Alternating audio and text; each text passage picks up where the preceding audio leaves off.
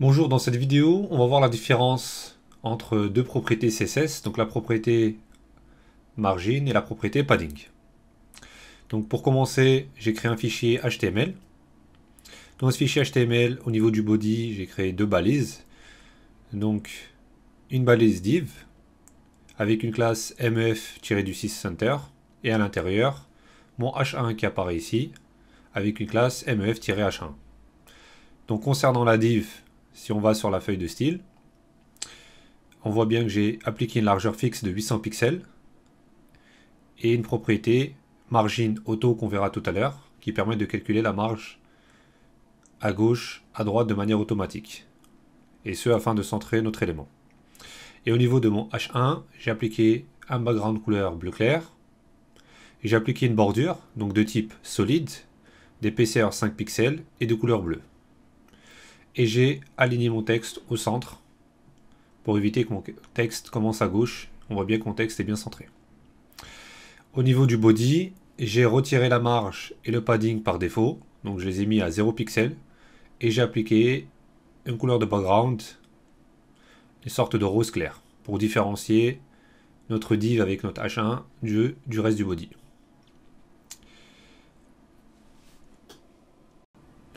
On va commencer par appliquer la propriété CSS padding. Donc on va ajouter à notre H1 un padding de 50 pixels. Je sauvegarde.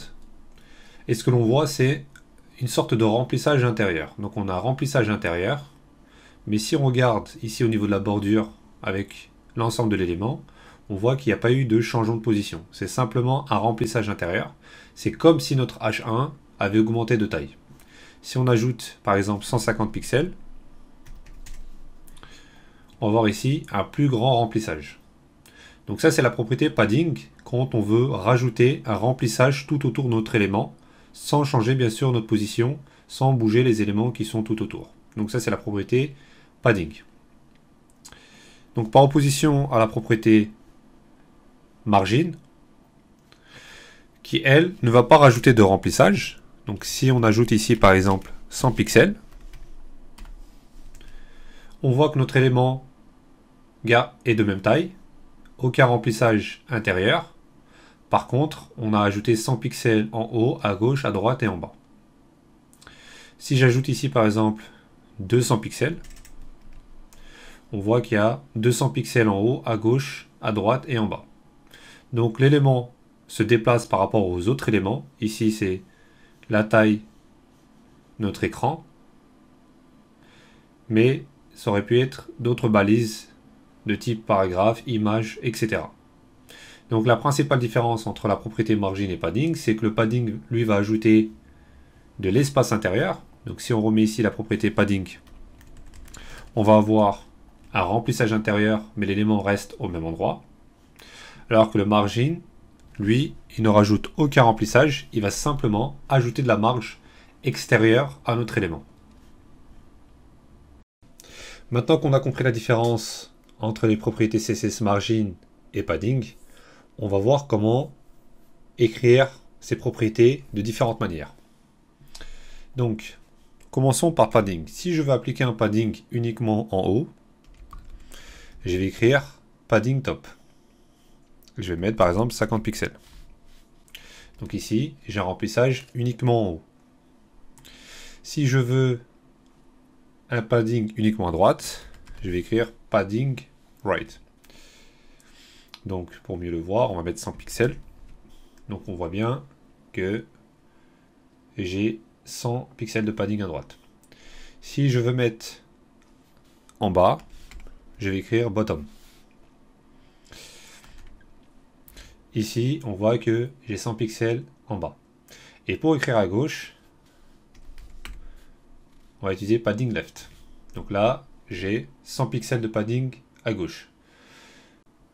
Pour la propriété margin, ça va être exactement la même chose.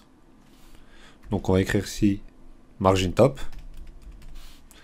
Donc c'est pour ajouter 100 pixels en haut. Pour ajouter 100 pixels à droite, il faut que ça soit un peu plus visible, on va mettre 200.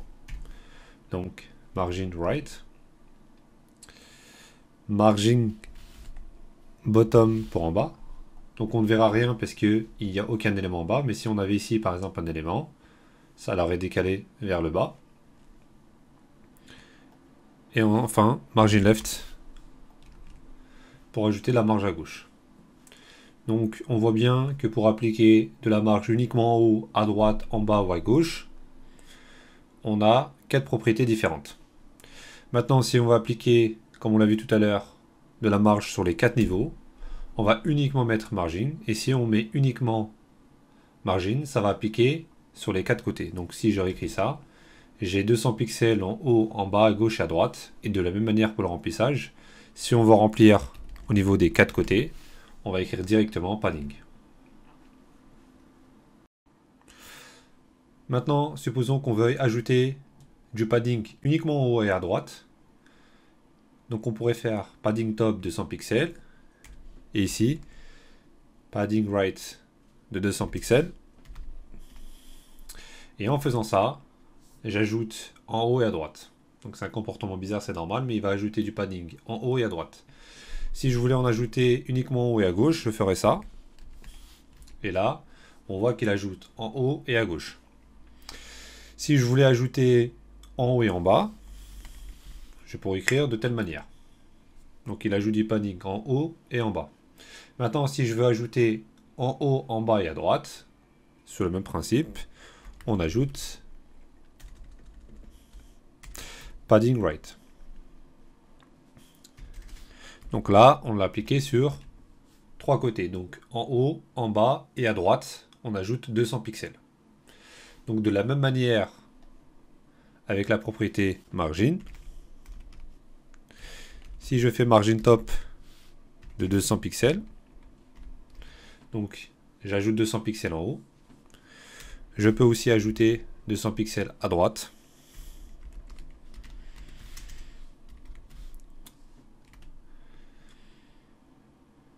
Et par exemple, on va l'ajouter à gauche. Donc si je veux en rajouter également à gauche,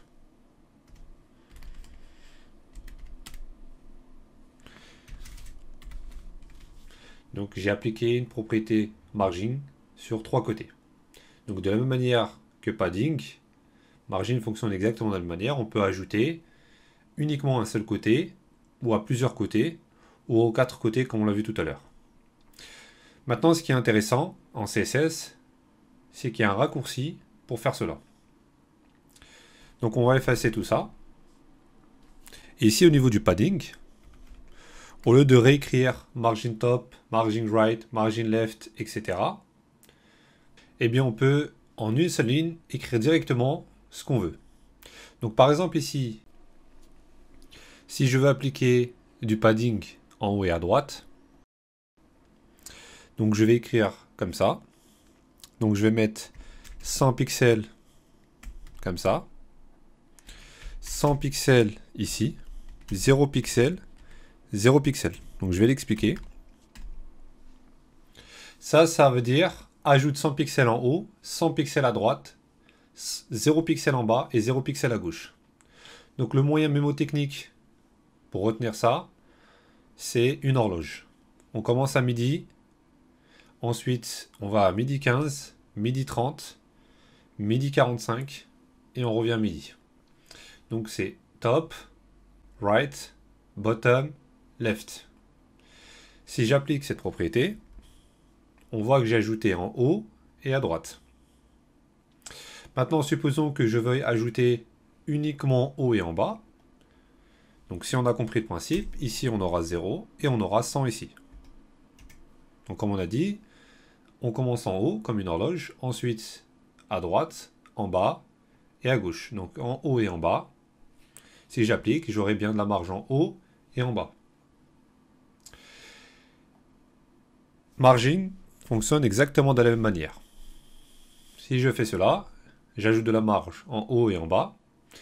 Si je veux en ajouter à gauche et à droite, je vais mettre 0 ici, 0 ici, et 100 pixels ici, et 100 pixels ici. Donc là, j'ajoute 0 pixels en haut, 0 pixels en bas. Donc c'est pour ça que mon élément se colle en haut. Et j'ai 100 pixels à gauche, 100 pixels à droite. Et bien entendu, on peut l'utiliser pour un seul côté. Donc si je fais ça, j'aurai uniquement de la marge à gauche. Là, par exemple, on va ajouter 200 pixels. On voit bien que notre élément a plus de marge à gauche qu'à droite. Donc que ce soit pour le padding ou le margin, là on va remettre padding, ça fonctionne exactement de la même manière. Donc c'est un raccourci pour écrire nos propriétés.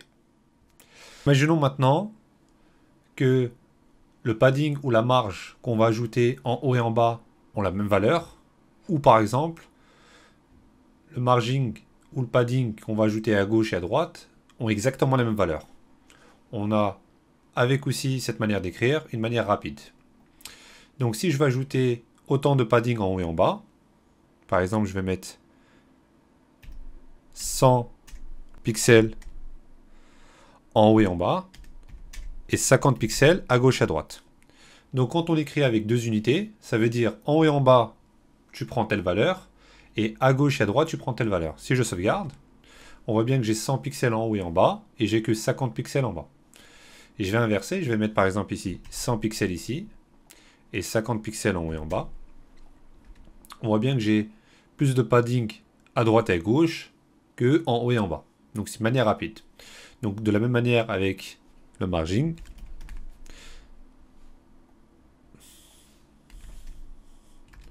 Si je sauvegarde, j'ai 50 pixels en haut et en bas et 100 pixels à gauche et à droite.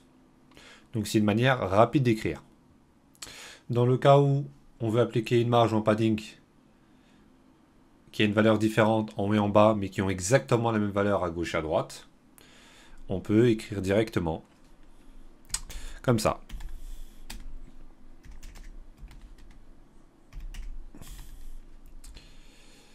Ça, c'est un raccourci pour dire en haut, tu prends 50 pixels, à gauche, à droite, tu prends 100 pixels, et en bas, tu prends 70 pixels. Donc quand on écrit avec trois valeurs, la première valeur et la dernière valeur, donc c'est en haut et en bas. Donc 50 pixels en haut, 70 en bas. Donc là, je vais augmenter. Par exemple, je vais mettre à 150 pixels.